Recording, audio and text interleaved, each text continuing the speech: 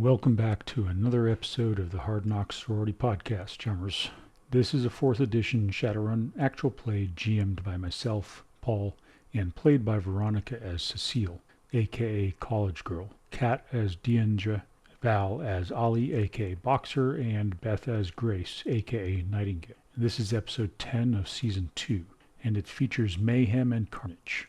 New old twists are discovered. We find out that Grace has a motorcycle helmet made just for her. She engages in astral combat, defeats her opponent, and mourns their passing. Diendre rides like the wind and evades certain destruction, and the mean GM takes her sidecar. Boxer lives up to her resume and blows up a car, and leaps onto a semi-trailer mid-crash. Cecile confronts Kaylee Lorraine about her parents, and discovers new dark secret. When will she ever learn? In other Shadowrun goings-on, here's a word from another Wiz Shadowrun podcast with an interesting premise.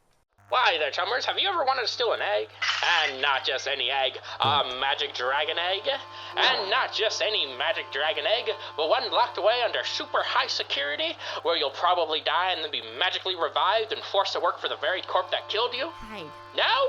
Oh, well, too bad. Welcome to an absolute direct storm, a Shadowrun 5th edition podcast where I constantly put my players in bad situations, and they find the most difficult way to solve them, typically involving lots of murder and death. But they don't need to worry about dying because of the Draco Knight in their body, which seems to be reviving them and totally isn't doing bad stuff that is slowly turning them into drakes and causing them to lose all control of their instinct and kill all their friends. So come on down and join Group H, a ragtag group of Shadowrunners whose moral compass doesn't exist, just trying to survive Seattle while being hunted down by a mysterious dragon and being bossed around by the Draco Foundation. We have poison, we got AIs, we have Santa Claus, we have betrayal, a lot of burnt edge, 0 brain cells, and milk. So come on down to any podcast listening app and search for an absolute direct storm. We'll be waiting for you. Goodbye. Goodbye. Goodbye.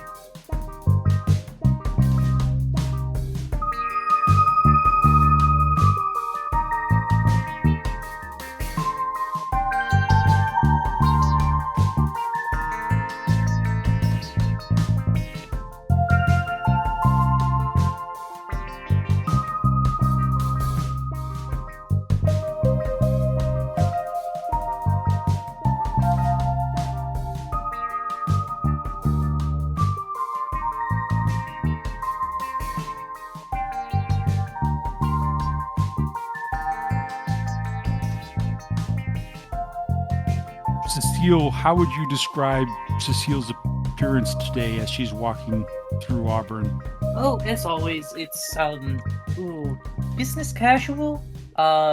She definitely doesn't look threatening. She looks like you would sort of expect a somebody going to see a minor authority figure would dress, if that makes sense. Is she under the influence of a fashion spell? How do you mean? As she manipulated her clothing to alter the appearance of her clothing? Well, fashion is a manipulation spell, which means its effects are permanent. Ah, okay. That's good to know. I thought it was just something you could just keep casting. I guess you could, but... Yeah, no, so it's not an illusion spell, it's a manipulation spell that changes how things look. Yeah, so you could anytime you wanted, you could just be wearing a new outfit. Well, no. It's more like it has limitations. Like you can't turn a jumpsuit into a bikini, and you can't make it into something that it's not made out of. But you can tailor pretty damn well. So she could probably add patterns or something. So as you're headed down the streets of Auburn in your business casual outfit, what does Cecile look like in general? She's actually fairly tall, standing at 172 centimeters. She looks unhealthy. Not like, oh, there's something wrong with you unhealthy, but looks like she's not doing so, right? She's very clearly underweight, scrawny, little too thin, and her face is always like pale. Arms too. What's the expression on her face at the moment? Well, it's Seattle, so it's probably like, is it evening? No, it's mid-afternoon, and you're in Auburn, so it's a very industrial working class part of town with a lot of semi-truck traffic and a lot of street vendors hustling street food to the people going back and forth to their shifts. A lot of people, a very diverse group of workers moving about the streets, a lot of small businesses, factories. There's the famous Auburn hum, which is simply the background noise of the industrial base of Seattle. I'd say she probably has like a resting scowl. Traveling around Seattle and especially an industrial district is not something that inspires happiness. On foot, nonetheless, no less. Yeah. What does the outside of the clinic look like? As you approach the clinic, it's sort of a freestanding building. The front of it is on a minor main street, if that makes sense, and it is got some. It's the large windows in the front are boarded up or covered over with corrugated sheet metal. There is light coming out of the door. There is sort of the universal symbol for medical aid here, a red cross illuminated over the door, and there are various graffiti tags and AR tags all over the building that Cecile can see because she's almost always in AR, right? Yes. So there are all sorts of tags and all over the building that are obviously gang signs or other kinds of signs. Some of them you can make out. They are obviously markings of the local neighborhood gangs that show that this street doctor and clinic are under their protection. As you're approaching, you see that the clinic is busy. There are people coming in that you probably look at somewhat distastefully. They are obviously poor, downtrodden, probably sinless. I mean, as you're in AR, you do not see some of them broadcasting sins at all. And, you may not look healthy, but they don't look all that healthy either. Auburn's weather is generally dismal. There's the Auburn hum, which is just noise pollution, but there's also the constant acid rain and heavy particulate in the air. So the people going in are not the kind of people that Cecile likes to associate with. They're lower class, they're downtrodden, they're obviously sick, coughing or suffering from injuries. There are two gangers standing outside of the clinic. One of them is a dwarf and one of them is a human. They're wearing some rather garish leather attire and are casually leaning against the door. The dwarf has a large knife on his belt, which looks almost like it could be a sword, and the human has a pistol. They're not hassling anybody or bothering anybody. You get the impression that they are actually there to protect the clinic. I move to walk through the doors. Okay, nobody stops you. You walk through the doors. There's a obvious waiting room, as you would expect from any clinic that you've been in. Just a lot more run down. The floor is made of cracked linoleum in a color that might have been puce at some time, but is now just sort of dirty. There are lots of old worn chairs that are filled with worn human and meta-humans, and there is a counter behind which sits a young nurse, and there are at least 3 people ahead of you in line. There are 2 humans and an orc man, 2 female humans and an orc male standing in line talking to the nurse. Hold on. I need to make a decision here. In AR, you see a waiting list that has some initials on it that you take to be the names of the people in line and the wait times. And it looks like if you're going to wait in line here, you're going to be waiting at least an hour and a half. Yeah. So there's only one nurse. Yes, and she is behind a sort of a obviously thick, clear plastic shield with a just a voice port through it. There's lots of coughing and hacking, and one man in the back is groaning loudly. It looks like his shoulder's dislocated. I will get in line. I was going to cut to the front, but then I figured no. Probably be counterproductive. Yeah. You wait in line. It actually does not take as long as you expected it to. The nurse is efficient, and the people in line are not causing trouble. They are obviously grateful to be able to come here. So the line moves up ahead, and within 15 minutes, you're standing in front of a nurse. She looks up at you and she says, you're a new patient? No. Is there a Miss Lorraine here? Doc Kaylee? Yeah, this is her clinic. Lovely. Could I speak to her? Yeah, I mean, that's what everybody, he sort of shrugs, that's what everybody here's for. It's a personal matter. She looks bored, annoyed, and yes, that also applies to all of our patients. Great. May I see her? Okay, what's your name? Wait. Cecile. Right, and will you be... She looks you up and down and she says, are you insured? You notice she didn't ask anybody else that necessarily, but she's looking at your clothes going, maybe? If there's any fees, I can take care of them. All right, and what appears to be the problem today, Miss Cecile? No problem, I just need to speak to Miss Lorraine. All right. Well, have a seat. In AR, you see your name pop up on the waiting board, and you look around. Toward the waiting area, but does not sit down. Yeah, there are no actual seats. There is a table. One thing you do notice to your surprise is that there is a little coffee bar in the back. The smell of strong soy calf, some dingy styrofoam cups, sort of is noticeable. And as soon as you step away, the next person in line who's already in line behind you steps up. And so you end up standing there for, about an hour and a half until she's just reading like some books. Yeah. There are actually some really old hard copy magazines. He doesn't bother touching them. Yeah, they look like they've been touched too much already. So your name comes up on the AR and you see it starts flashing and says, please enter and go to waiting room number 1. She walks to waiting room number 1. You go through the door. The working side of the facility is no more confidence inspiring than the waiting room.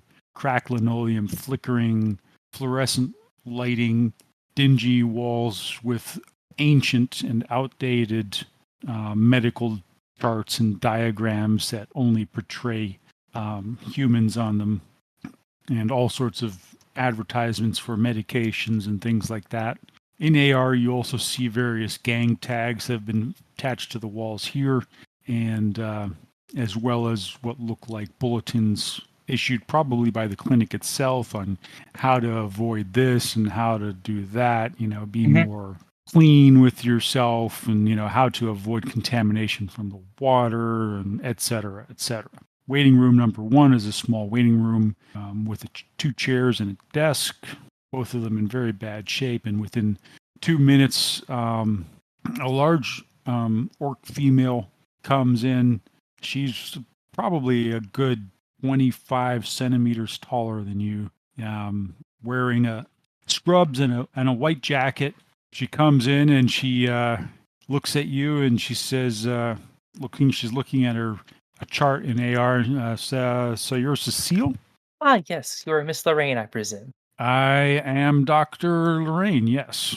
They call me Dr. Kaylee, or Doc Kaylee around. You want to ask me questions? I normally am the one who asks questions. Yeah, I don't think your nurse quite understood what I was asking. I'm a freelance investigator, you could say? You see her demeanor become rather more guarded.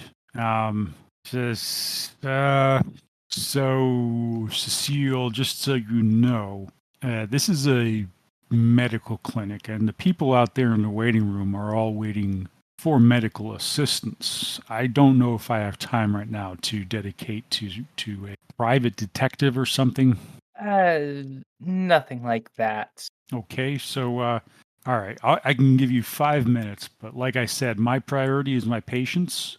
If you want to meet after hours, we can do that. I'm pretty sure I don't have any to tell you, but I'd prefer if we did not take time away from the people who really need it. That's fine by me. I'll just give you my comcode number. I would appreciate that. Well, thank you for your time. Sorry for the inconvenience. That's all right. I appreciate your understanding, and I will give you a call tonight in deference to that. Well, then I look forward to it.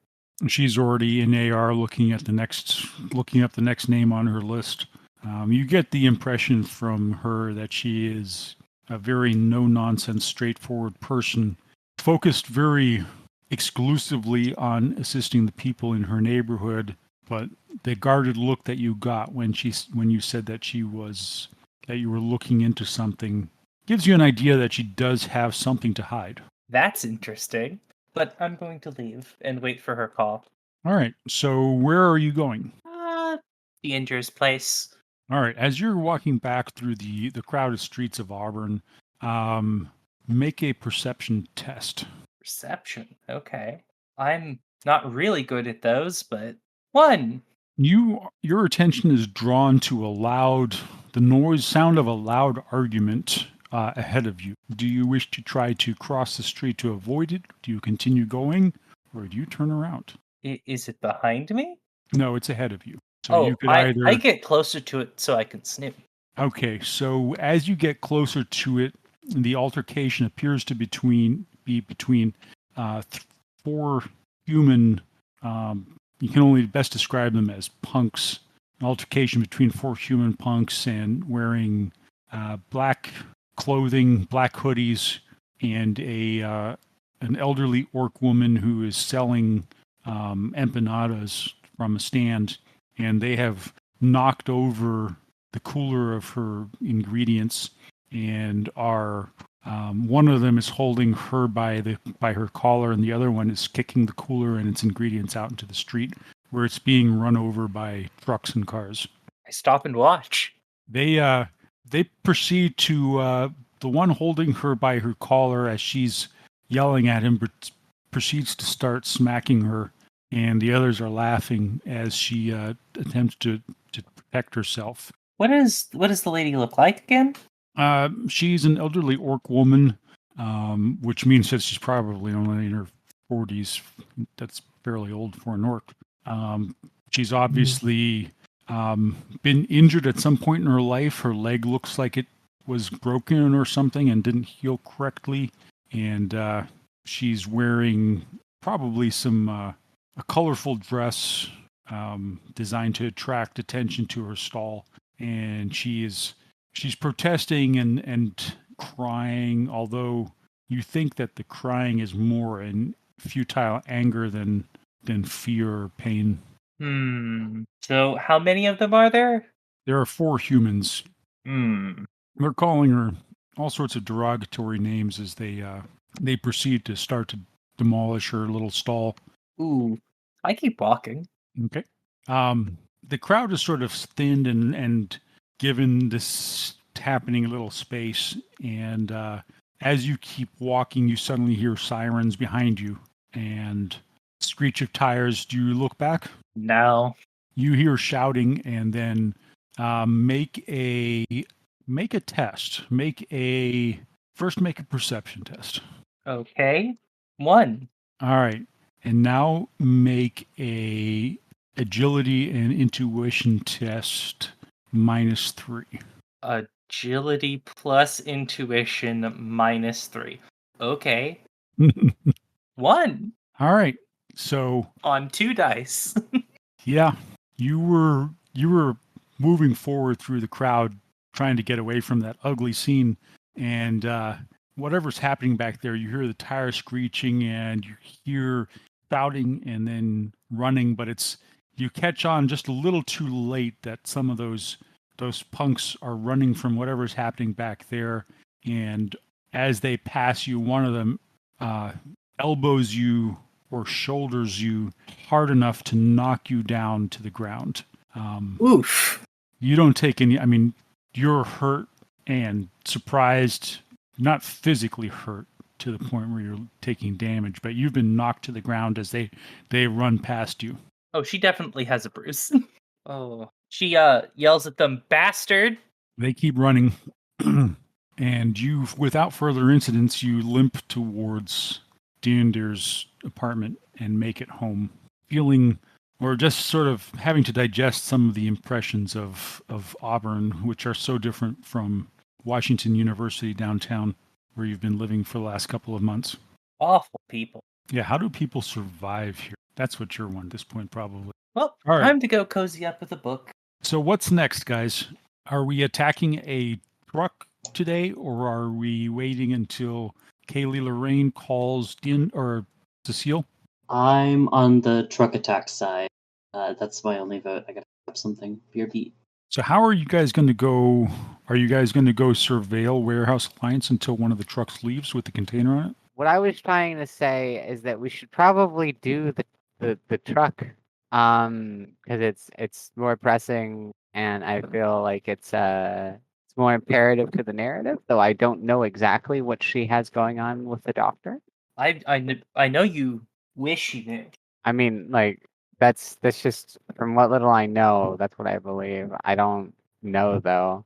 How are you? So are you guys going to go and surveil Warehouse Alliance to see when a truck is leaving that has a container on it that you're looking for? Yeah. Yeah. That's the idea. All right. So you guys have left Olga's tea room and you are headed out.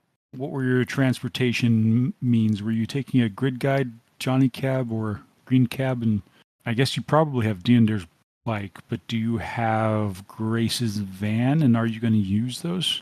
We don't need to use the van. Besides, aren't we keeping it out of runs for now? Because, wasn't that something that we had agreed upon, or was that no longer the case? The van? Yeah, because it had been associated with goings on recently. The only goings on that I remember it being associated with were rescuing Cecile. Well, it doesn't really have much of a use unless we're going to try and steal a lot of stuff from that container. Right. In which case, we're going to have to get the truck to a particular place because we're not going to be able to drive the truck up with it and do our plan. I mean, the van up to the truck alongside the motorcycle and still do our plan. Yeah. So you guys are going to use the Diendre's motorcycle. Yeah. All right. At least I believe that was the plan that we had agreed upon. Yeah, I might have missed some of the planning. Hey, it's okay. Which is fine. You're not supposed to know anyway. Yeah, there you go. I will find out. But yes, I believe we were taking one bike and kind of finagling our way onto it with 3 people. We have the sidecar, and then Boxer just has to ride, what do you call it? Behind Diendre, which I assume Boxer has done at least once or twice. No, I don't think she has, because she's got her own bike. Ice has ridden on the back of my bike a couple of times, and we have stuck 3 people on the bike before, so... No, I don't mean in-game, but I mean at some point in the process of having a motorcycle. I would suspect. I don't know. It's just kind of a part of it, you know? If you have a motorcycle, sometimes you need to transport someone else. Yeah. Or be transported. Boxer's probably got no problem with that. Yeah, Boxer's is a smart girl. You know, Ice was cool like that, so... Boxer will be too. We'll put the horse in the sidecar. The horse. The horse. The horse has ridden in the sidecar before. Yes, she has. The real question is, does the horse have a helmet? Yes. Does she have an impact helmet? No. Like a motorcycle helmet, she doesn't. But I don't know. I guess it depends upon just how big the human head is. Because her head is like big, but can a motorcycle helmet? Oh, she could probably wear a motorcycle helmet for a troll. When I think about it, or like an orc, one of the bigger meta types. Because a human one would just it would like crump on the parts of her face that aren't human. I think her arms dealer, Jake, is it Jake? Yeah, Jake. I think he's actually he's an armorer, and he actually modified a helmet for her. Oh, so she has both her ECH and then also a motorcycle helmet. Yeah, Jake did it because he thought it was cool. He was like, "Yo, horse, get in my fucking sidecar." And she's like, "Well, I don't have a helmet." He's like, "Yes, you do." Yeah, it's got like an iron cross on it and chromed out. God. The horse's helmet has an iron cross on it. Yeah. Okay, so what the helmet is? It's like a motorcycle helmet. And it's obviously fitted to her. It's her helmet made out of like some kind of polymer with like a shitty American flag paint job, like on it, red stripes, blue square, and white stars. Red and white stripes, blue square, white stars, as well as an iron cross, like in the very middle, just above the visor. And Nightingale does not like acknowledge this fact at all when she pulls it on. Well, she doesn't know anything about it, so. I think Yeah. Diendre gives the helmet a side eye, but then kind of gives up. Yeah, Diendre's old enough to understand the significance of the symbology, that iron cross, but she's also probably intrigued by the fact that the helmet has been made to fit Grace's head and has space for her ears and everything. Now, the stakeout question she's going to ask Grace is, what go made you that helmet? He wasn't a go. Trust me, he was a go. Well, I don't tell you who your friends are. I don't have any friends. Yeah, that makes a lot of sense. At least in Seattle. She just kind of rolls her eyes. After a moment, she says, Jake made it for me. It was really cool. He made it specially for me." Do we have time to attempt a interception of the truck? Bike-based heist. I don't think it'll take that long. I think we can do it. I feel like it could be dangerous. Well, obviously. Oh, that's right. This is Shadow. I mean, it's probably not as dangerous as walking into a place with a bunch of armed guards. Yeah, and just pretending that they won't notice that we're fucking outrageous for what we're claiming to be. We were You guys very pulled that off. outrageous. Well, you were prepared. You had credentials. And they didn't want to be racist. And then they didn't want to die. So first they didn't want to be racist. Then they didn't want to die. All right, so what's the plan here? You guys are headed back to Puyallup from Tacoma, where you are now. You're going to stake out the warehouse, and when you're waiting for that specific container that had the naga hides in it? Naga hides or the butcher scraps. One of the two. I found so what were the colors of the I can remember that so they were both green. Were there any other crates being shipped by that particular company in that particular color? There were, but they didn't contain anything that meant anything to you in the astral. Okay, so I could, I suppose, go in the astral and wait as trucks are passing and peek into the crates as they pass to confirm or deny if they're what we're looking for. And then the party can be set up ready to go and I can pop right back in my body and tell them which one it you could is. probably get back into that alleyway that you were in when you were staking it out when you rescued Rigor Mortis. Yeah. That's a convenient alleyway that you know where it's at, and Boxer and Diendre can be you can all be on the bike. Grace can go astral, and when one of those containers leaves the facility, you can follow it. Yeah, specifically the crate that we're interested in, the one with the naga hides. That's your preference? Yeah, preferably if it isn't being moved. I mean, I guess we could hypothetically go for the ghouls. I guess. That's a weird one, right? I mean, who the heck wants a container full of feral ghouls? I don't know. But that was probably not as disturbing as the naga hides. On the way over to our stakeout, Diendre asks Boxer if Boxer has a lighter. A lighter? Why would I have that? I mean, I have the torch if you really need a light. It's not for me. It's for Plan A.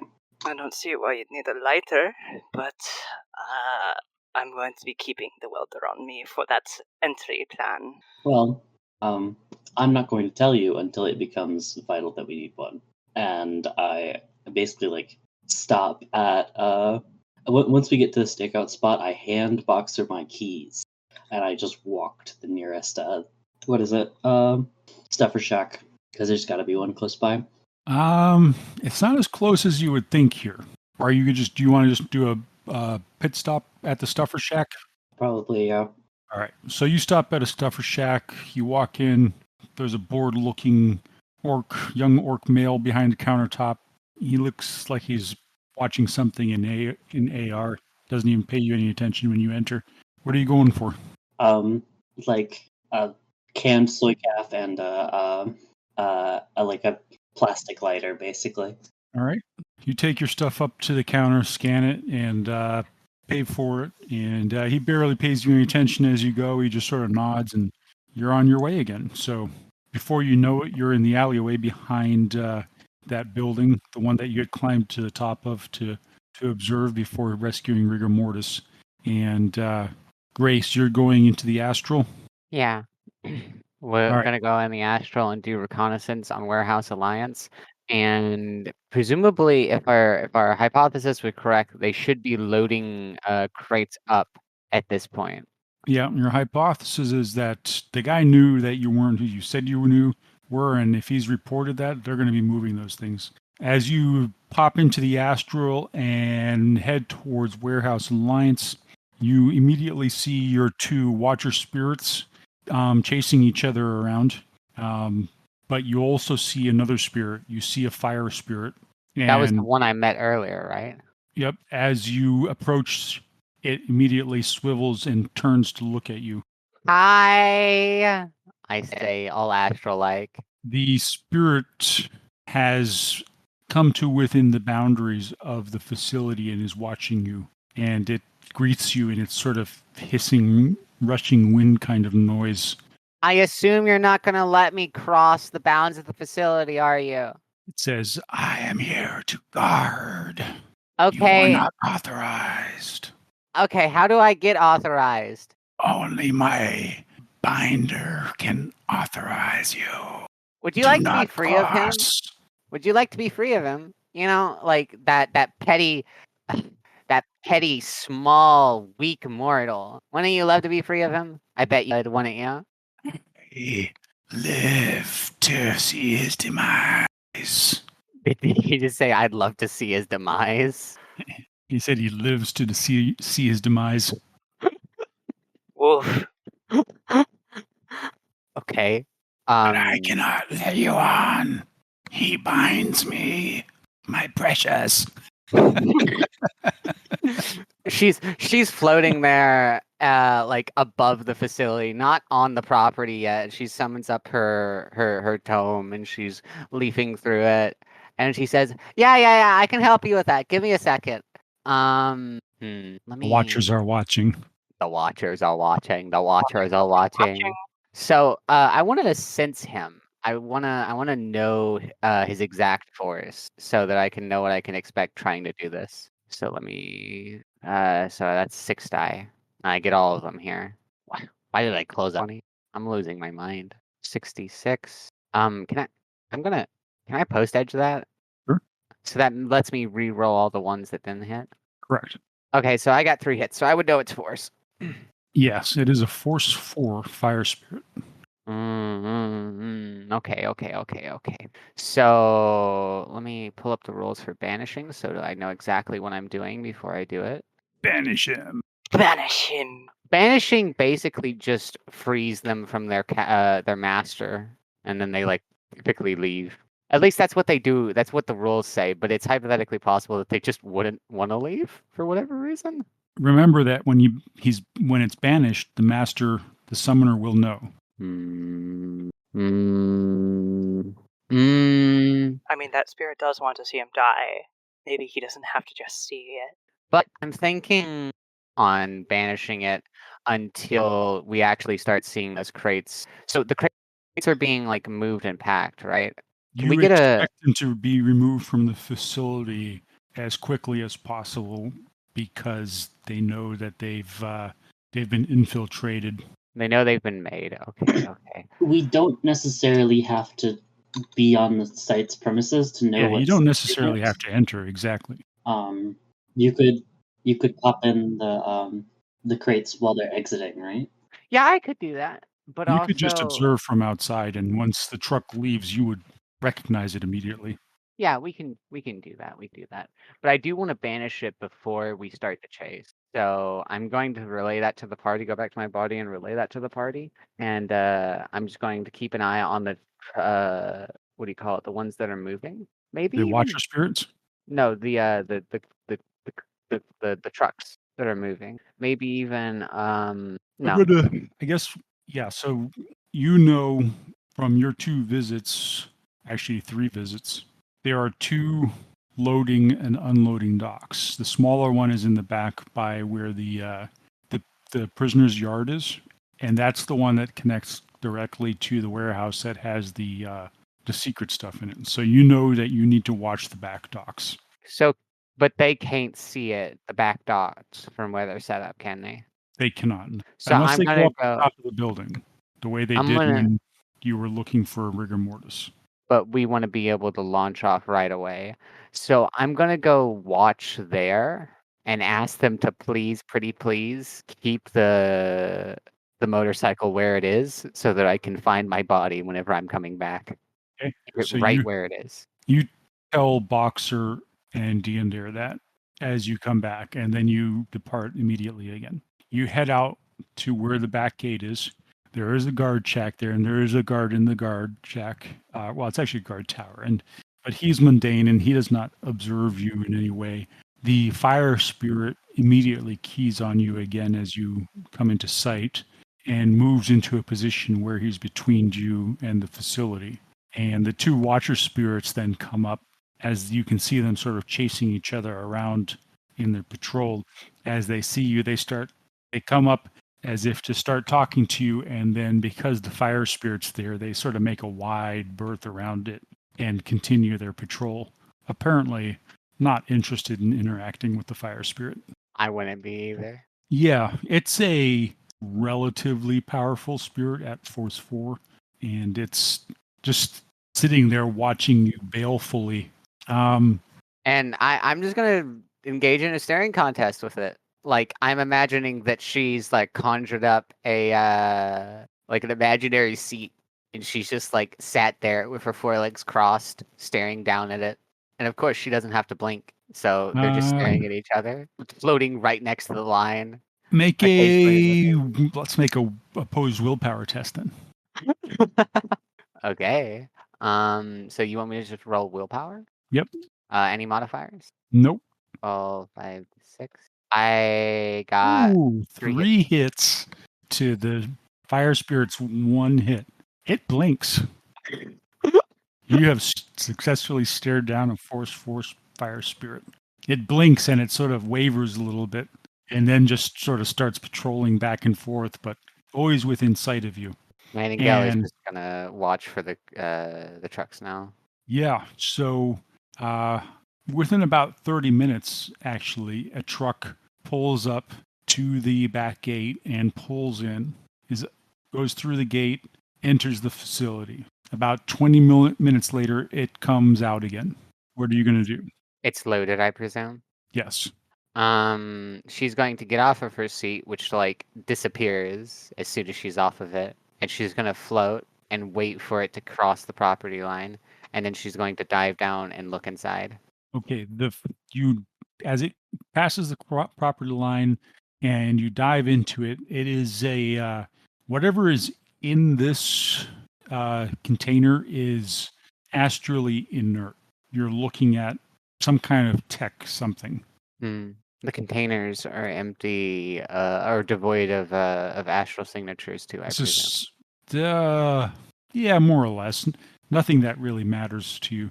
Nothing more than like what you'd expect a worker to leave behind when they were moving. Exactly. There might be some other older residue, but you can tell that it's faded. Okay, and she's going to go back up and wait for the next one and repeat this process. All right. About an hour later, another truck pulls in, and again, about 30 minutes later, it comes pulling out This time when you dive into it, it's immediately apparent. This is the one you're looking for. This is the one with the naga hides, with the murdered family in it, just dripping with dread and fear and pain. There is a driver, and make a perception check. Yeah, I will. I'd have to have peeked my head into the cabin to tell that there was a driver because glass being opaque. Yep. Would it be something I'm actively looking for, or just like? I thought I heard you guys planning, it said that you were going to look. Part of your plan sort of hinged on whether or not this was an automated truck. Yeah, so I would be actively looking for it. So that's 8 dice I would be throwing out because active. Is it obvious at all? I assume it's very obvious if there's a person in the front or not. Yes, there is a person in the front. What? Oh, fuck! Hold on. How did you get 8s? I rolled it wrong. Whenever I said that'd be 8 dice, I rolled it wrong. Okay, so I got just 3 hits. There you go. 68. That's funny. Yeah, there are actually 2 people in the cab, and one of them is magically active, though does not appear to be viewing in the astral. Sly dog. Hold on. Wait. Let me take a gander at my spell. Is knockout? No, it's mana. So if I can get him to astrally perceive, I can cast knockout on him. Okay. Well, I'm immediately gonna banish the fire spirit. Oh yeah, that's right. I'm kind of scared. I don't know. Wait, I met his summoner, right? Yes, you did. How high was his magic? I don't know if you know that. I'm pretty sure I think you sensed him, but I don't think you had enough hits to tell you exactly how high. I think what I told you was that he was magically lower than yourself, not quite as powerful as yourself. Okay, and that's all I knew. That it was lower then. Well, so I'm going to take a chance and roll banishing 7 die on the fire elemental. And what is that resisted with? That's resisted with its force plus its summoner's magic. Oh, this could be really bad. And I got 3 hits. And you've got 3 hits. Damn it. And I just take 6 stun for no reason. Ouch. Not good. Yeah. Hold on, Yeah, nope, that's correct. Yeah, so nothing happens. Nothing happened. It has unless it has 0 services, nothing happens. All right, what do you do next? Well, I need to go immediately tell the party that we need to make a move, probably while whining in pain because ow, I have a body again and my body hates me. Yeah. All right, so tell them. Nightingale comes back to her body with a little and her 4 hooves pressed at the base of her horn, and she takes a moment to say, "It's coming, it's coming." The second I hear a single phrase from Nightingale, the bike is started and the brake is off, and we are just going. All right, you peel out and enter the main flow of traffic, and up ahead of you, you see the truck. And as you are pulling up ahead towards it through the traffic, you Grace. sort of... Go ahead. Grace, what's in the cabin? Drivers? There's a driver, but there's also a sec mage. Time to keep the mage. Bring me up beside it. Roger that. And Diendre drives up beside the cabin of the truck. Wait, what are you going to do? I am going to ensure that they aren't going to be a problem. Unless you have a better idea? I could probably try to knock them out. Do it. But if you can't, and I'm going to give you 5 minutes to do that, I'm going to kill them both. Oh. Don't kill them both. Kill the sec mage first, and if the driver doesn't agree, we kill them too. The driver's in the way. Nightingale goes limp again, just and her head slumps back in the wind. And she's back in the astral. Her head still hurts, but not as much as it did when she had actual neurons. And she's going to go to the car and get back into the cabin. And I think she's going to like manifest right in the guy's face, the mage's face, Okay. and like blow a raspberry at him before disappearing. And she's still gonna be sitting there with her aura against his, waiting for him to start perceiving. All right. So you materialize in the cabin. The mage yells, "What the frag?" And then you disappear again. And about a split second later, he comes into the astral after you. And then she is going to hit him with all. Hold on, let me see what's the most economical use of this force code. My goodness, this is crazy. A whole 10 force of knockout. Damn. Yeah. So hold on. Let me go ahead and cast said spell. Before we do that, before you cast said spell, let us make an initiative. Actually, before we even do that, Wouldn't we have surprise? yeah, I was just going to say, let's do a surprise roll. We're surprising them. I mean, he doesn't know how surprising it can be when a horse is suddenly in your lap and blows a raspberry at you. It's pretty surprising. Pretty surprising. Especially when you then follow them into the astral and they're just right there waiting for you. Yeah, no. Like, I imagine there's like very obviously mana like dancing around her body. She's about to cast a spell on him. Diendre and Boxer, as you're trying to move up through the traffic, you see the truck ahead of you and you see what looks like a black sedan pull out very obviously in front of it. Not like blocking it, but basically this is an escort. They have security. Of course they have fucking security. Plan C. Plan C. Am I hitting the sedan first? Hit the sedan. I'll Bring keep me us out of closer. the. I'll keep us out of the pile up. I think when Diendre says I'll keep us out of the pile up, she basically like goes from paying attention to like everything to just driving. All right. Diendre and Boxer roll initiative 2.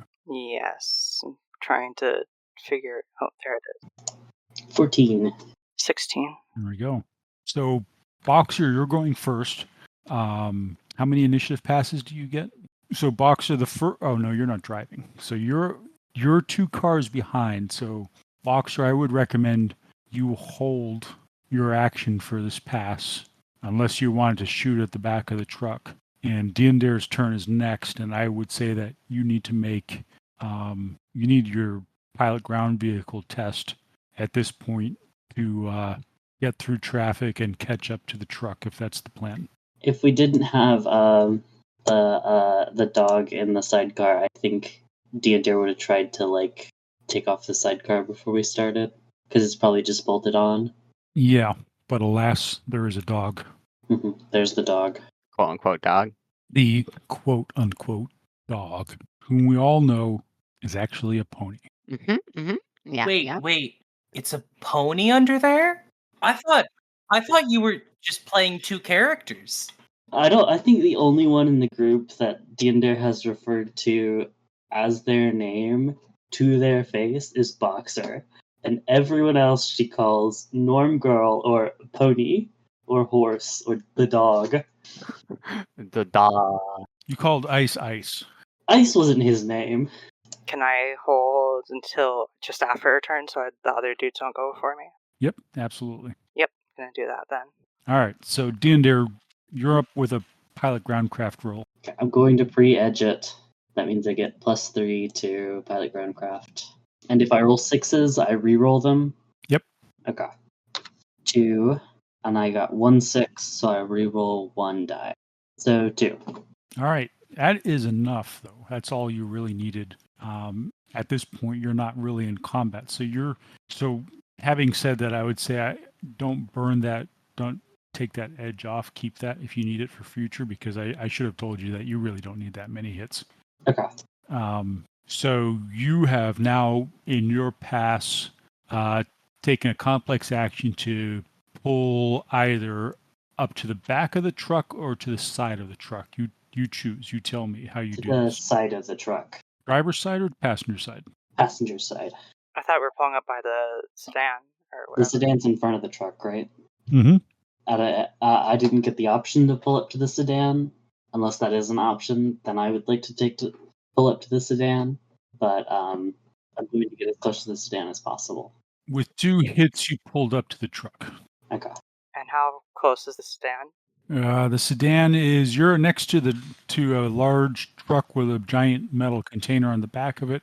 The sedan is about a car length ahead of the truck, but there's no traffic in between it. So you're a good 15 to 20 meters from the sedan at this point. Hey, gee, there we go. 20 meters, you said? Yeah, call it 15. 15 meters. Alright. I'm gonna launch a high explosive grenade from the Ares Alpha launcher. And what are you launching that at? The sedan. All right. Generally towards the cabin. I'm edging this one. Pre-ed. Oh my god. Oh my god. Okay, All so right. you say I get to reroll the 6s, huh? Mhm. 66 then. Are you sure there's a van still? 1, 2, 3, 4, Not 5. for long. We're about to have like a 7-car pile up. There we go. 6, 7, 8, 9. That's 9 hits. 9 hits. All right. And what is the damage on this thing? 10, 2 AP. Yeah, let's see. And they're so close together that the reduction of damage from dispersion doesn't really apply. And this was high explosive? High explosive. I love that we just like randomly pull up to this truck on the road and then just lob a grenade at the sedan in front of it. This is the scene where, from the point of view of the people in the sedan, we are the bad guys, and they're in the car joking, and the ominous music starts playing, and then you like one of the passenger side people like looks in the mirror and they just spot us right behind them, and you pull out the grenade launcher, and it's just like, what the fuck? And then suddenly there's an explosion. And they've had like a 20-minute intro sequence where we're introduced to all of them. That's slow Yeah, motion. And we're exactly. supposed to be all sad. And then we transition to the villains, those devious shadowrunners, the hero villains, ambiguous. That was a grenade launcher? But it All right, uses so you're in the Ares short Alpha range. stat You're block. good. So attacker in a moving vehicle. You are. That is a -3 to you, by the way. Oof. Which is a good thing you got all those hits. Yeah. I don't think I've ever rolled that good. Defender is unaware of the attack, in my opinion. So actually, Defender is inside a moving vehicle, +3. Just trying to do my due diligence here and actually check our modifiers for once. All right, so the grenade, you watch the grenade arc beautifully through the air. You feel like you've got the target right on. It explodes on the passenger side, rear quarter panel. Here comes, flies, it explodes. The driver makes a roll. The car fishtails. He starts to pull it out of the fishtail, strikes oncoming traffic. The truck behind him strikes the back of the car, shouldering it out of the way. They're gone. They're not coming back. They're not following you. They got hit by a grenade. They got hit by a car. They got hit by a truck. Damn, this is a pile up. All right, so Diendre, you did your turn. Boxer, you've done your turn. Grace, you were a little bit taken aback by how quickly the mage in the passenger seat reacted and jumped into astral, and he actually manages to go ahead of you. Yeah. What? Does he have a funny... Does he do something? What does he do? He attacks you. He sort of reaches back with his hand and like makes a motion like he's slinging something at you, and you see a crackling ball of electricity fly at you. But that's physical. It just appears that way. It just appears that way in the astral, Oh. right? I mean, to you, it's physical. What spell is it exactly? It is stun ball. I'm pretty sure stun ball is area. Yeah, but it's mana based, not physical. So he's going to hit everyone in the car, That's going to hurt. including me. It is line of sight area. Well, no, if he's astrally projecting, then it wouldn't affect everyone else. He followed you into the astral. Okay. Well, we're so close together, and the line of sight here is so restricted that he's going to hit himself with it, too. It's all right. That's all right, he says. Okay. I guess I have to resist it. How do I resist That's all he's it? got. So, well, first he has to roll, right? Yeah, he has to roll. He has to roll for the effective force with spellcasting after he's chosen the force. So he chose a force 4, and he got 4 hits. God damn it. And then he's going to resist drain. And he got 3 hits on drain, so he takes 1. And then we both have to resist the effect. Yep. Oh, yeah. It would make sense yeah, she has counterspelling. What is her counterspelling? Come on! You can edge it. No, I used edge earlier. Yeah, and I didn't buy the additional point of edge like I was thinking. Is it possible to burn a point of edge that you've already spent? You don't want to do that, I don't That would think. permanently remove your ability to use that edge point ever again. Yeah, but I can just buy a new one. That's very expensive. I would recommend. I would highly recommend against that. Okay. Well, it appears, only got 1 hit. She already resisted 1, so it's total of 6.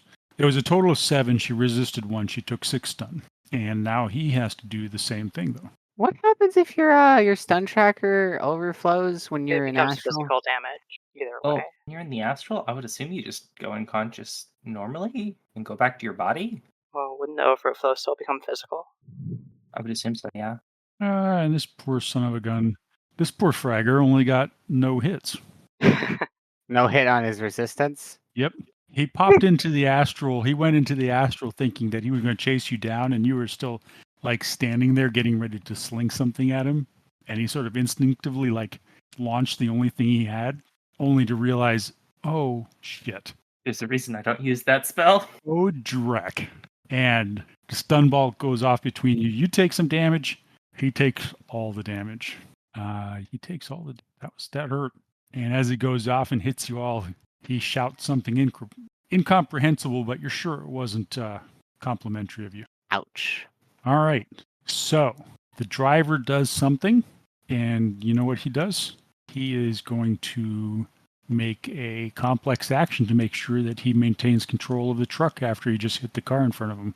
Yeah, that would be somewhat important. And he too gets 0 hits. Oh no. Oh my goodness. All right. Interesting. So, last person to get to go is Grace in the astral. You just got stunned. He got stunned. What are you doing? Is she even conscious? Yeah, she only took 6 Well, if stun. her stun track was filled up. 6 stun earlier, there's 6 stun now. Oh crap. Is Grace unconscious?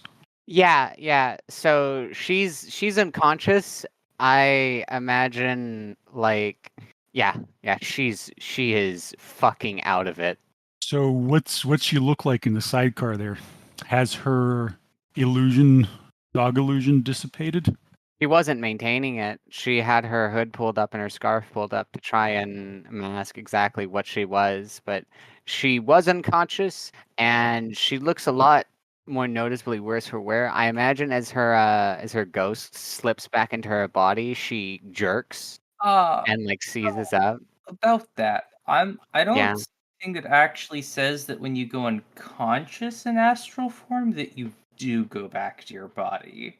This is unfortunate. Which So means that your body's going to be somewhere when you wake up.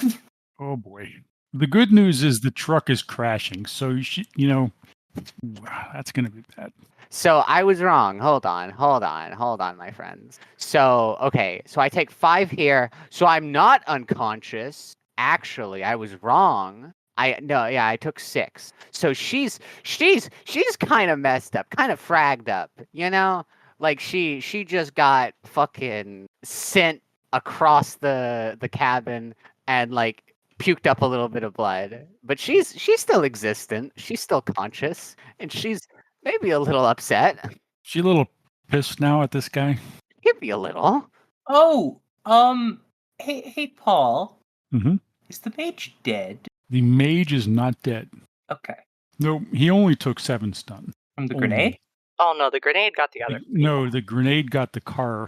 He's in the truck. Oh, okay. Yeah, he was not injured by the grenade. Oh, we're talking about that because we're in astral. This is all happening significantly faster than the actual stuff going on outside. Astral initiative is different. I probably should have rolled that whenever you asked me to, because he was still in his body. Yeah, that's a good something point. for later. Astral initiative is higher than meat initiative, and while it happens on the same phases and turns, it's happening faster. I don't know how initiative passes work with the astral. That's all right. I think we're okay. In looking at the initiative tracker right now, we're pretty good. But yeah, It's your turn now. What are you doing? her ghost had like kind of skidded along the dashboard, and she's like hugging onto it. She just kind of pukes up a little bit of raw like life mana and looks at him, and she says, "Oh my goodness, you're kind of stupid, aren't you?"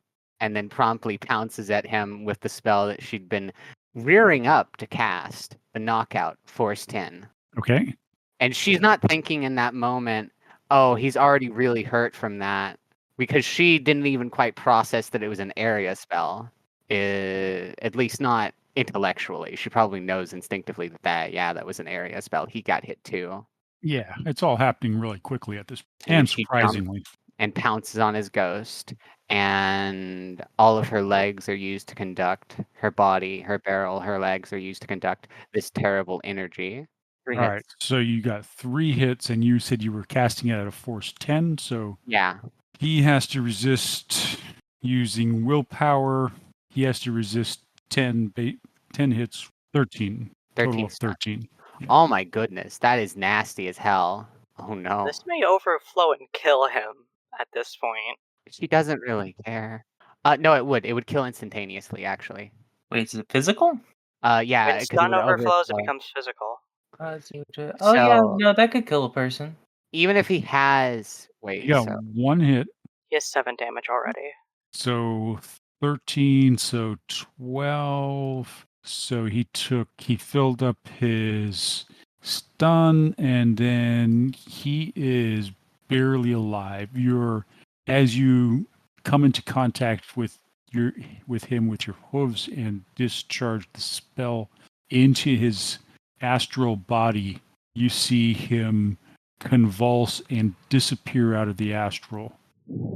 Vicious, man. He's only got 1 box of physical track left. Oh my goodness. Lucky man. She can see that. Can I use a free action just to quickly sense him? No. Okay, no. Well, I'm going. No, that's the end of my turn because that was a complex action to do the turn attack, right? Mm-hmm. Okay, so that's the end of my turn. Yep. Yay me! Yay you! You got rid of the mage. Geek to the mage. So, second pass, the grenade exploded in the sedan. The sedan spun out of control into oncoming traffic, and then was shunted back into the truck. The driver did not have a chance to react, slammed into the back of the sedan, basically knocked it out, crossed the side through oncoming traffic into the other side of the road. The maneuver that the driver tried to pull, yanking hard right on the wheel and slamming on the brakes, causes the truck to jackknife. Diendre, you need to make a ground vehicle control test to avoid this truck jackknifing into the lane in front of you. Cat fall asleep, or did her microphone turned off? I'm pre-edging this roll because I don't want to die. I don't want to eat shit. 1, but I got a 6, so I get to reroll it. Ugh. I think I'm going to do that and reroll my failures quickly. So I roll 5 dice as well as the d6, or just the 4 dice for failure? Yeah, so did you re-roll that 6 already? No, I have not. But I am going to because I already pre-edged. Okay, that's not a hit, so... All right, 1. So you got 1 hit. Oh boy. The truck is jackknifing in front of you. Even though I had Diendre make that roll, Boxer, you're ahead of Diendre in the initiative order. So you see the truck starting to jackknife into your lane, blocking the direction that you're driving, and you feel rather confidently, you feel almost certain that Diendre is not going to be able to maneuver, no matter what she does, in any way that's going to avoid this collision. I have 2 options. How able would I be to try and, in this state, she'd totally resist, no time to explain. I have to just try and leap for the you know, make a jump for the truck. Yep. All right, that will be an agility and strength test. Not gymnastics. You have gymnastics? I think Have gymnastics would be better.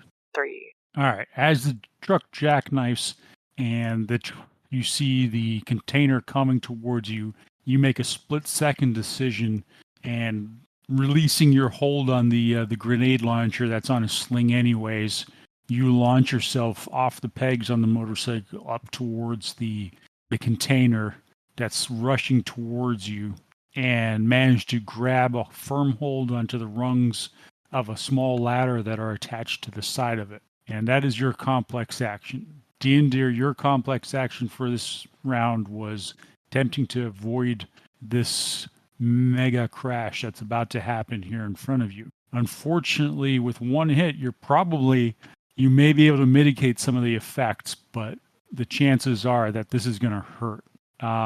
Grace, what are you doing? Is it my turn again? Yep. So I have 3 astral initiative passes. I'm gonna peek my head out to see what's going on outside. Are we crashing? You are definitely crashing, and you could tell that even without peeking your head out, because the driver of the vehicle you see his aura is just going wild with fear and panic and desperation, and you see the aura, you can see him in the cab flailing around at the controls of the vehicle, and his body is just being shaken around. The body of the mage that you knocked out is tumbling against his restraints. Everything is going crazy. I'm gonna do something kind of goofy. Hold on. So how what you call it? Thinking. I'm doing a lot of thinking. I kind of want to save that guy's life. I feel like if he crashes, he's going to die, right? Our lives. There's potentially a lot of people who could die, and they're probably least important. They're the ones transporting murdered, dead, sentient beings. Oh, you make a great point. Never mind. Having a moment. Wait, hold on. Snapping back to my body. What the fuck is going on? Okay, so when you snap back to your body, you're A, out of initiative, and B, you see that you are about to collide with this truck that has lost control and is sliding into your lane and blocking your lane. You see that Boxer has leapt off of the motorcycle and is clinging to the side of the container as tires are screeching and glass is shattering, and you're hearing metal crumpling in the background. And you're out of astral, you're out of initiative. Who has a third I know. initiative? I also have a third pass. All right, so Boxer, you are clinging to the side of the container. Anything you do here, movement-wise, is basically going to be considered a complex action. Honestly, you probably wouldn't be safe to move. So all she's going to do is gecko gloves. You can toggle them, right? On off. I don't know. That would make sense. It would make sense to me too. In that case, she's going to toggle them on. All right. And stick. You are stuck to the side of the truck. Diendre, you have one last chance to make this not happen. The inevitable looming side of the truck and the wheels that you see coming up ahead of you. I think Diendre would attempt... Can I attempt pilot groundcraft again? Yep. Okay. That's what I'm trying to say. I am going to... You may want to save that edge in case it goes wrong. I'm gonna save my edge and do it for a reroll on my failures. Pilot groundcraft 2. I am gonna go ahead and edge it again to reroll my failures and add it to the thing, right? Yep. I add 6, 5. Honestly, rerolling it after seems to be better than pre-edging it, unless you get lucky. Unless you just want those exploding. Yeah. So you get a total of 4 hits. Mm-hmm. You have regained control of this motorcycle over that tentative start with 1 hit that you got before. How exactly are you evading this truck as it's jackknifing into your lane ahead of you, blocking off the forward direction? Let me take a peek at what my bike has on it, and then I can use that to describe. Oh god, I had to Google what jackknifing was. Oof, had an idea. Damn. Yeah, it's I think almost the worst case scenario. In one solid move, she moves her foot and kicks off the sidecar and pulls Grace up into one of her arms and just slides the bike under the truck. Oh my god. All right. To do all of that, I'm going to have you roll one more time. I'm going to have She's you crazy. roll strength and agility. Strength and agility together? Yes. Strength and agility. 3. Grace, you pop back into your body. You see Boxer clinging to the side of the truck. You think the truck has started to slide and turn. The cab is pointing in the wrong direction, and the whole truck is starting to come into your lane. You see no way that Diendre is going to avoid this accident. Just as you pop into your body and all of this flashes through your head and you start to scream, Diendre grabs you, kicks, and the sidecar goes out from underneath of you, and she's got you in her arm. She's laying the motorcycle over, and you slide under the bed of the truck and out the backside through the debris field of the destroyed sedan, and Diendre manages to get the bike back up on its tires. How are you reacting? Grace, she at first is Actually, make a composure test. Yeah. You're right. You very right. Oh my goodness. 5. She is as cool as a cucumber. Grace says. Yeah, this happens every day. Grace says underneath her breath, oh, solo la vie. And then right before she makes her peace with the idea that she's about to die here, Diendre does her whole thing. And at first she's kind of flailing, kind of freaked out, scared. And then she looks and she can see like Diendre's eyes sidelong. She's still looking ahead, of course. Not even her eyes, her visor, suggesting her eyes. And she goes still, and she lets Diendre hold her as they sail underneath the truck bed.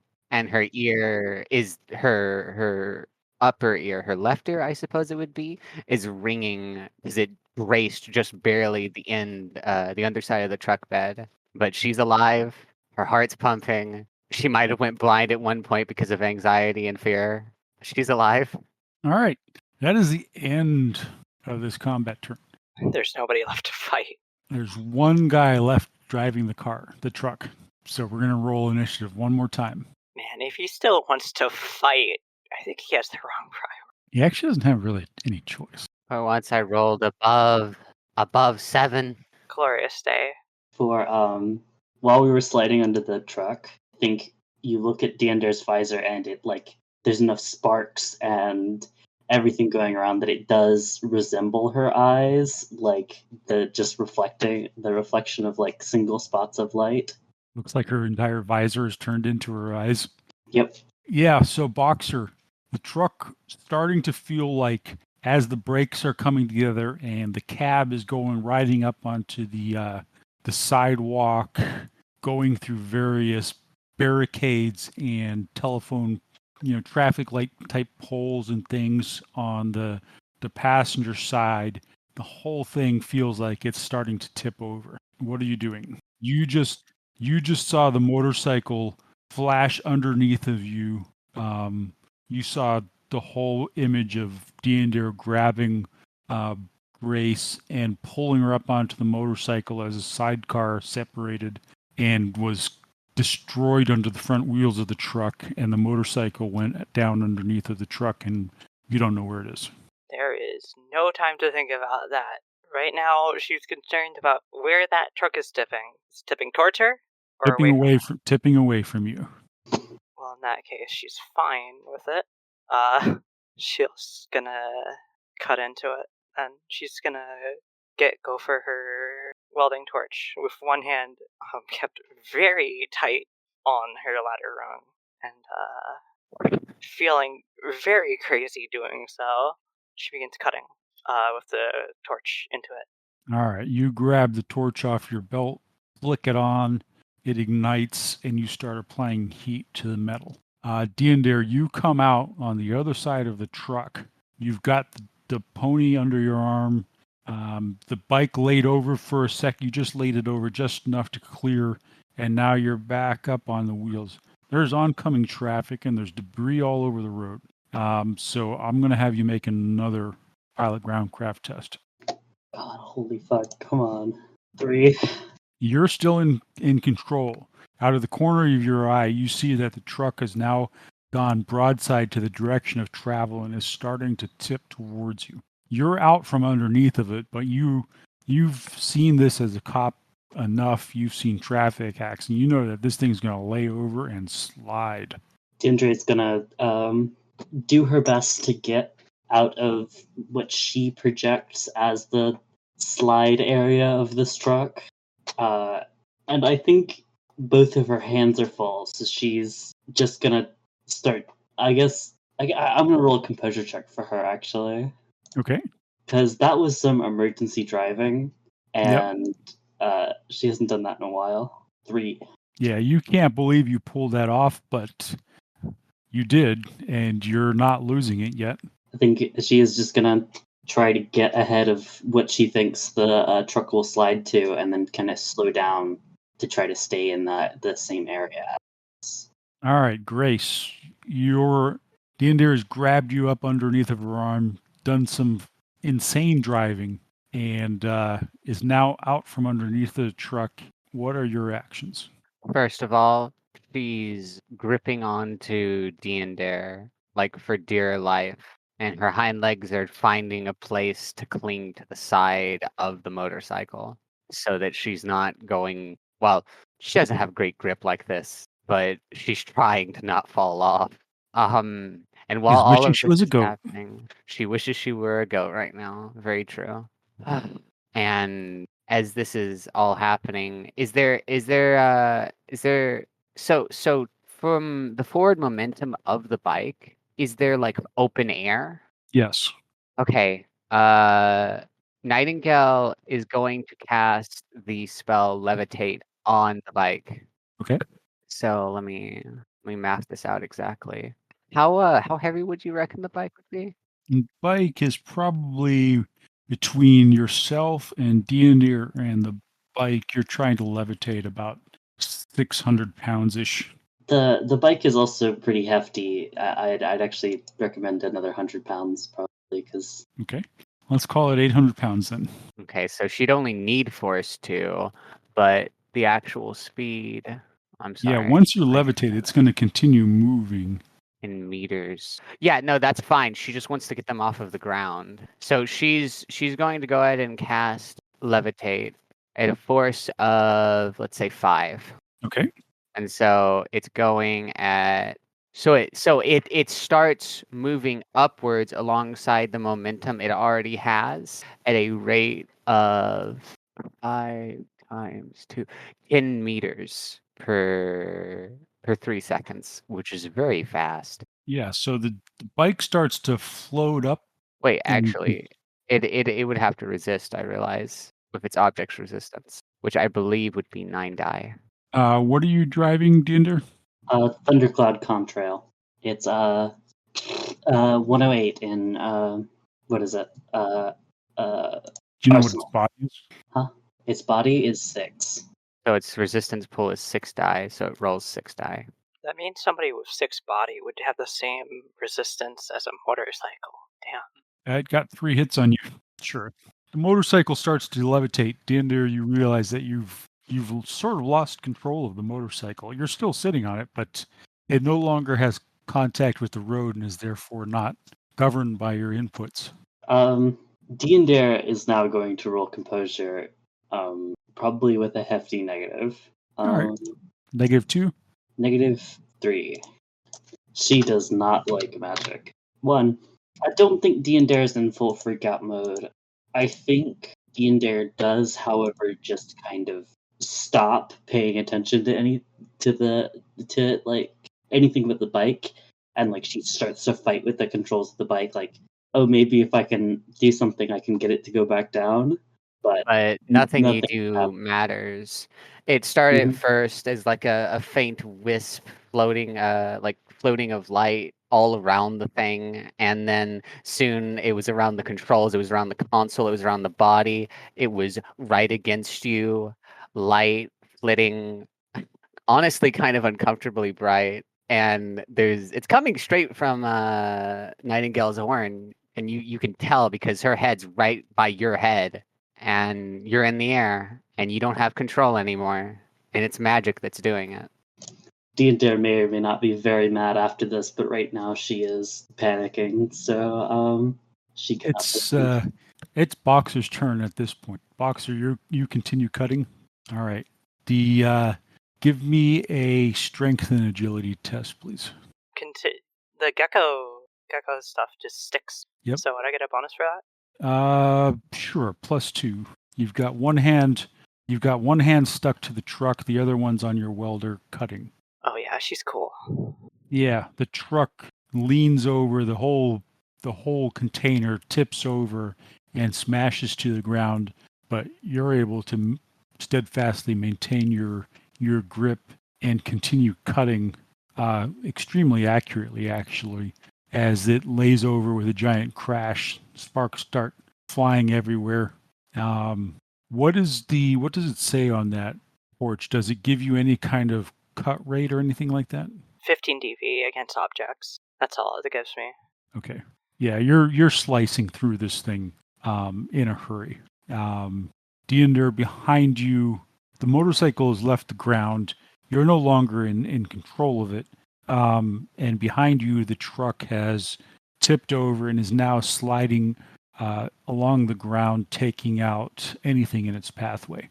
I do think there's, I guess Diendre can't do much now. Diender's still in the middle of her freak out, so I think I'm just going to pass this initiative. Okay. So then it's back to Boxer, and I'm going to say at this point, how big of a hole are you going to try to cut in this truck? Human-sized, but not like a walking full-length human, but enough for someone to crawl into relatively comfortably. Okay. So by the end of your next pass, you'll get into it. I'll just say we're going to leave initiative here. The driver is no longer a threat to you. We'll just keep sort of this initiative order since it makes sense anyways. So as I ask you what you're doing, we'll just follow this progression of Boxer, Diendre, Grace. So you're cutting within the next 2 or 3 seconds. You should have a hole big enough. And Diendre, what are you going to do? The truck is starting to come to a grinding, screeching halt. Do I think if I stop the bike now, I can't stop the bike, I'm on the fucking floating in it. All you can really do is turn off the engine and or jump off the bike or like stand on it and draw a weapon or something like that. I don't have a gun. Diendre has a gun. She doesn't like to use it. And anyway, she's not gonna shoot the guy who is driving the truck because he hasn't shot at her yet. Yeah, you can't even really see him at this point because the roof of the cab is pointing at you. I think Diendre is just not going to do anything. She's kind of collecting herself and screaming at Grace to put the bike down. Well, Grace is waiting for the traffic for the pileup to stop. Yeah, the pileup is pretty much stopped at this point. The truck has ground to a halt. The traffic that was headed in the same direction as the truck has pulled away, and the oncoming traffic has all braked to a stop. Well, once she's killed most of the bike's forward momentum, she's going to begin to bring them down. And as soon as it gets on the asphalt and it's securely on the asphalt, she lets go of the spell, and then she squirms out of Diendre's arms and casts another levitation spell on herself. Okay. Did the cart tip over? The truck is tipped over on its side, and Boxer is on the side of the thing facing upwards. That's facing upwards, cutting a hole in it. I see. So she's gonna cast levitation at a force of 2. She resists all of that drain and more. And she comes running up, galloping actually, up to the overturned ISO container, while Diendre presumably continues to have her freak out at her impotency in the face of magic. And she leaps up and is enveloped by her magic as she comes over the side of the container and then lands on it. You are, as you get close to the container and get up onto the container, you are once again engulfed by the the dread aura of the container and must make a composure roll. I assume I'm not quite desensitized to this yet, am I? Nope. Not even close. 3. In spite of its horrifying and terrifying aura, you're driven by the need to accomplish the mission and protect your team members. So you jump up on the thing. Diendre, the motorcycle touches back down. Boxer squirms out of your grasp and goes running and flying back towards the trailer where Boxer is cutting a hole. Sparks and slag flying all over the place. If I was Diendre, I'd just sit down. She pulls out her cop gloves and starts directing traffic. All right. I think Diendre would know what the response time for a pilot like this would be for Knight Errant in this area, right? Yeah, it's Puya, but it's also sort of an industrial area, which has generally got a better response time because the corps pay for it. So, but you've definitely got some time. You've got probably several minutes. Diendre is going to stand her bike up on its kickstand and leave it running, and then she's going to run and check on the driver of the truck. Okay. All the way around. She's going to draw her sword at the same time, and see if the driver of the truck is conscious or not. You run around. The windshield has fallen out of the front of the cab. So as you run towards the truck and look in, you see that there are 2 people inside the cab of the truck. Both of them are restrained by their harnesses, and both of them appear to be unconscious or dead. Yeah, the mage probably wouldn't have survived the crash. Diendre is going to cut the driver's harness free and pull him out. All right, the driver is still alive, but barely. He's banged up pretty badly, and he's bleeding. He appears to be of Japanese descent, and you immediately recognize, you've seen this from your days on the Force, the tattoos all over him. He is a member of the... I do think Diendre would pull out her really small first aid kit or med kit and start trying to patch him up as best she can. Okay. You start patching him up. Do you want to make a roll for that? Yes. I only have a rating of 1 on my med kit, so I think I default on medicine and add 1, right? And add 1. Okay, what's the skill for medicine? Logic. So default on logic skill +1. All right, you apply the med kit, and the digital readout starts giving you some vital signs and telling you what to do and what things to inject, what buttons to push. Meanwhile, up on top of the container, Boxer, you've cut a hole. The metal falls into the dark inside of the container, and a god-awful stench of something comes wafting out of it, combined with the heat and burn of the torch. Fuck. Grace, pull me out once I'm done. Okay. Once more into the breach, she jumps in. Since she has night vision, dark vision, whatever it is, low light vision, she can see well enough to grab what she hopes is a decent sample. The inside of the container is an absolute shambles. Whatever was in here has either broken free from its constraints and is now all tumbled and jumbled about. Containers and boxes are all over the place. You land in sort of a pile of crates or something that you can't quite make out. They're broken open, and actually, in your low light vision, make a you two make a composure check at this point. Composure 2.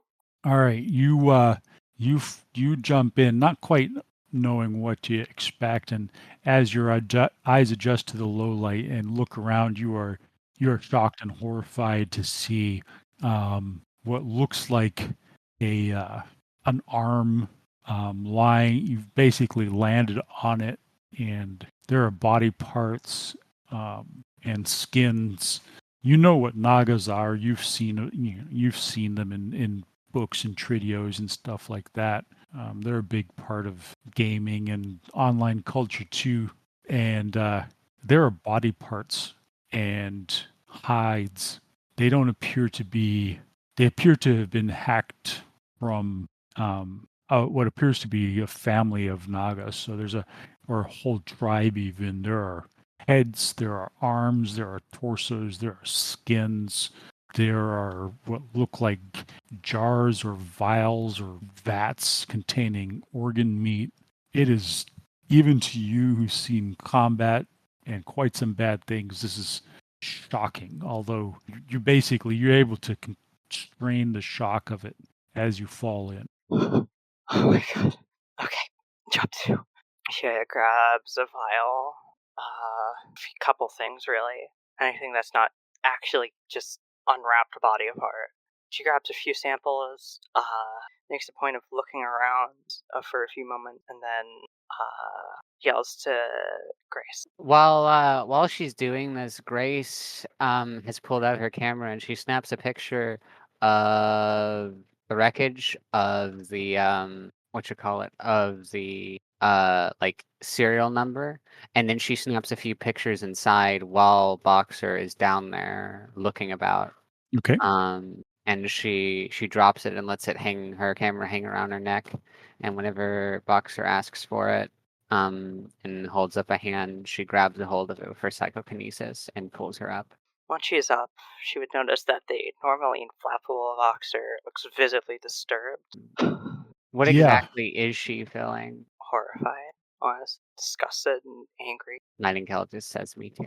All right, Diendre, you finish administering first aid to the driver. Now, at this point, you're hearing sirens in the background, so I imagine you guys all pile back onto the motorcycle as best you can and take off. As they're leaving, Boxer looks at the cabin. Cab of the truck is a shambles. The person in the passenger side is hanging limply from their restraints. The driver has been removed from the cab by Diendre and is lying on the pavement. Looks like first aid has been administered to him, but he's still unconscious. Diendre's gonna rush to her sidecar and pull her duffel out if it's still in one piece. If she's doing that, then Boxer's probably just gonna take a closer look at the dude on the pavement. The dude on the pavement is unconscious. He looks heavily injured, bleeding from a head wound, and you see the obvious Yakuza tattoos covering all of his visible skin except for his face. For a moment, she considers, exacting some revenge on this man, but she can't. Some things are just too far.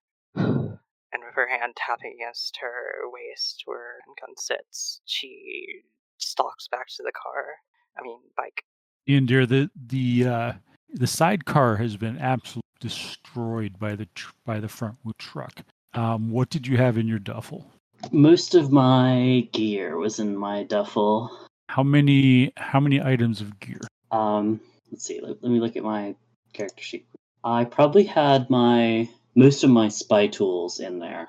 So probably my scan gloves, my screen capture spray, my medkit and lays were in my pockets. My speak up is probably in there. All my my rope was in there with my stealth rope, and my grapple gun is in there. I imagine there's at least 2 catalyst sticks in there as well. All right, roll 5d6. 5d6. 1. You got a total of 5, 11, 14, 16. So of everything in there, was it more or less than 16 items? I don't have my stuff separated out into bags. I think it was probably less than 16 items. The biggest items in there were the 2 rolls of basically rope I had in the sidecar. All right. You are able to choose 2 items that were destroyed in the accident and keep everything else. I think all of my stealth rope was destroyed in the crash, and the 2 catalyst sticks are probably the reason why, because they got broken open and then they hit the stealth rope, and the stealth rope just combusted. Okay.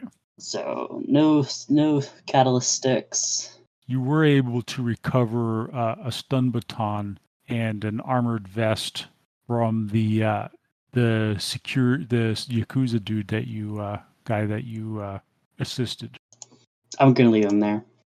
He also had an HK 227-X on him if you wanted to keep that. It's a firearm, right? Yep.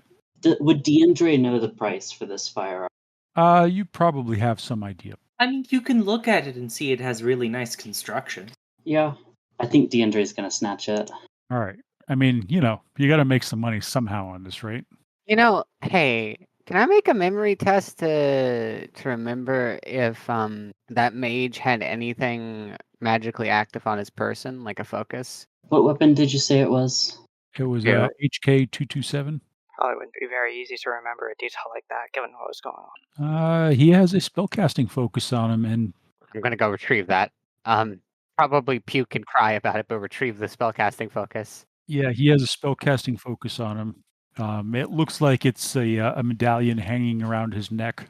What is the state of his body? He's not in terrible shape, but Not between externally. the drain and then the accident and sort of being limp in his constraints, he only had one box of physical left, so I've basically just killed him. So I'm imagining he looks very he looks in a very bad state, but he doesn't look brutalized, right? No. Maybe nicked up a bit. Yep, he's bleeding from his nose and mouth. Nightingale Probably just, died of internal injuries. she gives an apology. Is he already dead? She would be able to tell. Is he already dead? He's dead. She opens the door. Yep. Oh my. She takes a long moment. She apologizes and then she says, I need this. And she slips it off with her magic, the spellcasting focus, and takes it and goes back to the bike to wait for the others. She makes a point of closing the door back. In the physical, you see that it's like it's a gold chain with a gaudy gold medallion, and it's in some. Oh, you speak Japanese, so it's in a Japanese phrase that I don't know off the top of my head now, but What does it translate to? that's what I don't know. I'd have to think of that. I don't want to just say something stupid. Okay. Wait, remind me, can I use foci that are not for my tradition? I think that may be an optional. Maybe not, but you can certainly sell it. Yeah. I wanna sense it to get its force and its specific class. So that would be, my goodness, this was all rough. Got 2. Yeah, it's hermetic. Well, if he was a security mage, it would make sense if it was combat. Yeah, let's call it combat. Okay. I'll learn the force later, and I just shove it away in my bag. Does Octo see her with it? I don't know. Do you? She's holding something, but both in broad daylight and the glower of her magic, it's kind of hard to make out what it is, especially because it's gold and kind of shiny on its own. Roll perception. You have an idea that she grabbed something like a necklace or something? And she knows that's gold. Moxer regards her with cursorily concealed disapproval, but pointedly looks away when she gets close enough. All right, so you've done what you need to do here. So you're getting out of here, I imagine, post haste, all piled up on the motorcycle. Where are you headed? Probably need to lay low. Yeah, that would be wise. This is your 3rd time you've been in this exact location. Actually, it's the 4th time. 4th time with escalating consequences. Of course, that's the fun way. So where are we again? You are in Puyallup, close to the Warehouse Alliance facility where you rescued rigor mortis. And which district is like volcanic hell? It's volcanic hell towards the southern end of Seattle. Tacoma. Tacoma's west of you by the docks. Probably the quickest place to go. That's also where Samovar is and where Olga's is. Too much heat to go directly back there. I have a safe location where we can stay with this cool stuff. Send you directions. All right, so you're going to your safe house? All right, so we will call it for this team here. We will have one, if you guys have time, we will have one last interaction. It's my time. If Veronika is still awake. Are you kidding? I never sleep. Yeah, I can verify that. Cecile, at this point, your comm lights up You're probably in AR, and you see it light up in AR with an unknown number. She swipes it to accept. You see the face of the orc woman, Kaylee. It looks like she's out back behind the clinic in an alleyway, smoking a cigarette. There's blood on the front of her smocks, and she's looking very tired. And she says, "Well, as I promised, Cecile, now how can I help you?" We should probably meet in person. She sighs heavily, takes a deep drag off of the cigarette. All right. When do you want to meet? We can, there's a bar tell me not too where. far from here we can meet at in about 30 minutes after I get cleaned up. Good. Send it to me. She sends you the location of a bar that is right in your neighborhood. Cecile already is walking out the door and getting a cab set up. All right. You can actually walk if you wanted to walk. She does not want to walk. Okay. So you grab a grid guide. You're there within about 5 minutes at the. She'll just wait around, reading a book. Valerie, what was the name of the bar again that you guys go to? I think I may have written it down. Cajun Corner. It had a name. That's Hazel's one. It's I don't Hazel's. Hazel's, but Hazel's the bartender, right? Hazel's not actually the name of the know. No. Cajun Corner. Cajun Corner. All right, so you get to the bar, which is sort of what Cecile imagines is sort of the prototypical blue collar working class corner dive bar, full of smoke and noise and music, and you find yourself with a little booth off towards the back that's a little darker, and what does Hazel look like, Valerie? African American, dark blue hair, 5'7" female. Yeah, so the bartender stops by and asks you for what you want. Water. She grimaces and walks away, and a little while later comes back with a glass of water that does not look clean, and that means neither the glass nor the water look. Cecile will leave it there. And about maybe 10 minutes after you arrive there, you see Dr. Kaylee Lorraine enter the bar, look around. You see her nod to a couple of different people who nod back to her, and then she comes and sits down across from you. And she says, "Well, we're meeting in person. I hope this is worth it, Cecile." So, to start with, I did lie to you. I'm not really... Well, I am investigating, but I'm not an investigator. But this is something you probably want to know. So, what exactly do you know about your parents? At that point, as you're asking that, the African American bartender with the blue hair shows up and puts down a glass of a mug of frothy amber liquid in front of Kaylee, and Kaylee sort of uses that distraction. She takes it and takes a drink from it, and make a perception check or a judge intentions check. I think I have better judge intentions. 2 hits. She's visibly disturbed when you mention her parents, and she takes a moment and takes a deep drink from her drink and puts it down and says, "Why are you interested in my parents?" I've been investigating a matter that I think may have... Well, you're involved. The orc woman in front of you sighs deeply, and she says, "Well, what do you know?" Well, I know that there is one Anya Petrov who disappeared briefly and was going to goblinize, and that the Anya Petrov that is walking around within the University of Washington is not a goblin.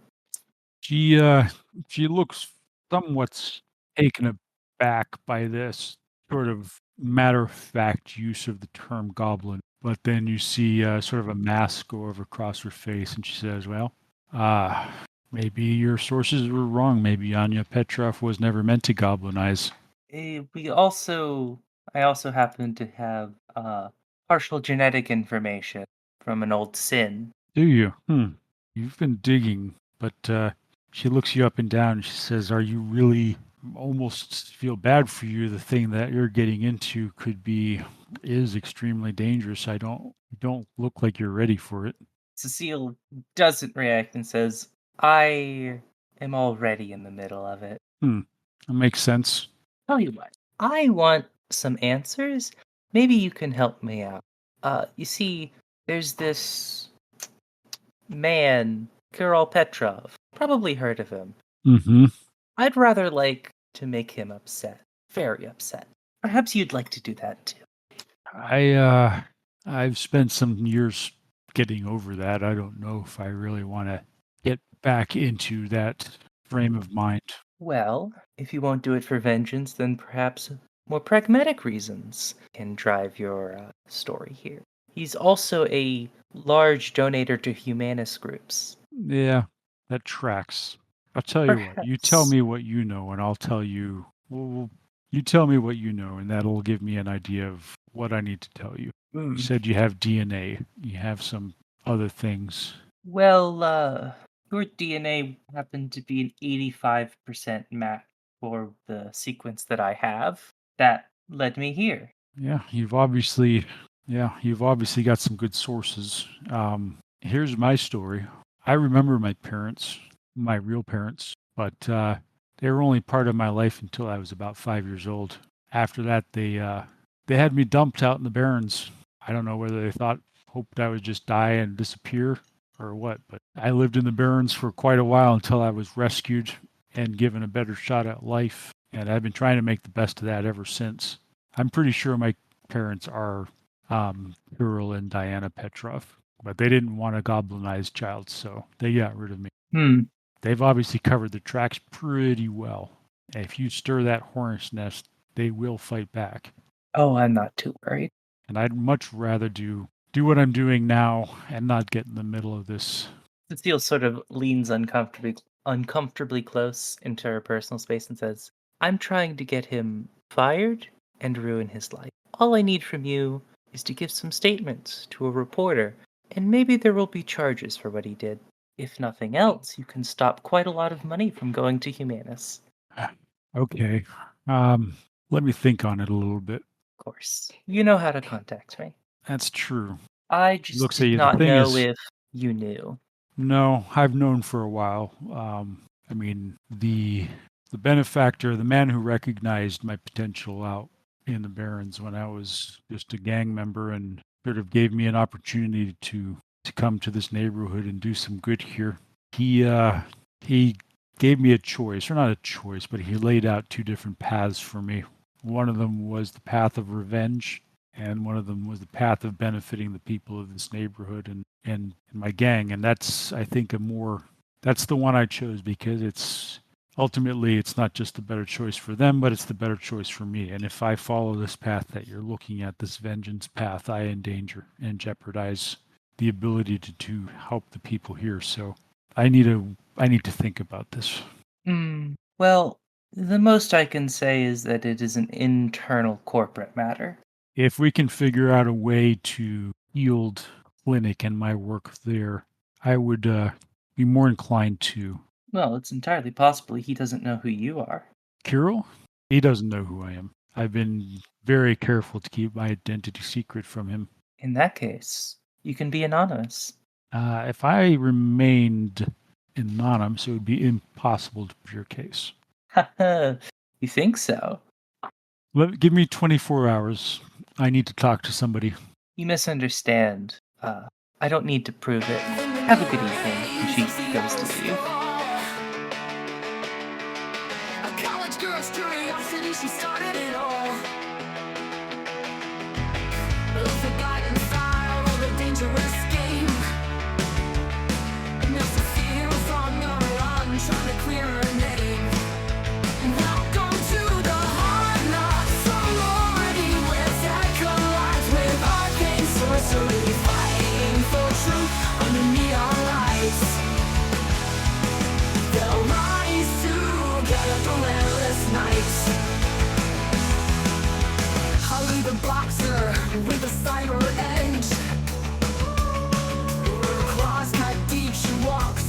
razor's ledge.